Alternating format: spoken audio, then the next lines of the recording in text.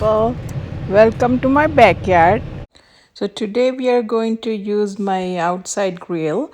It's healthy cooking, low carb cooking. We are going to use eggplant bacon bharta, but a very easy recipe to follow.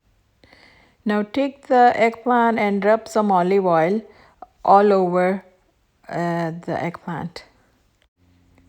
Now take a knife and just make small slits just like that. Now that the grill is hot enough, about 450 degrees, I put in this eggplant on the grill and let it cook. So it has been 18 minutes and it looks like it is done, so I'm going to take it out.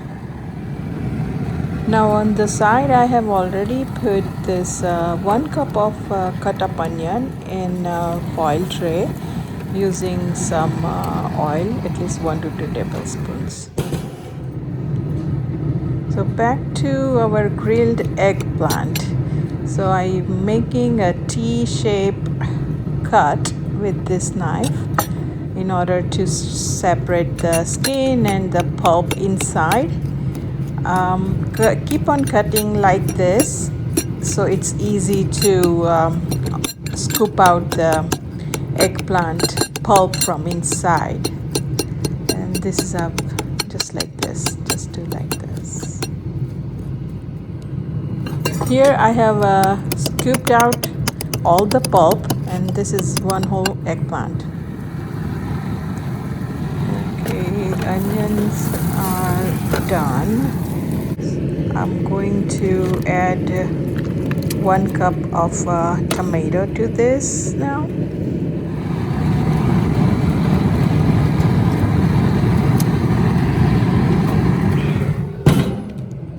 Here I have half a cup of green peas, half a cup of cilantro, and 4 tablespoonfuls of olive oil.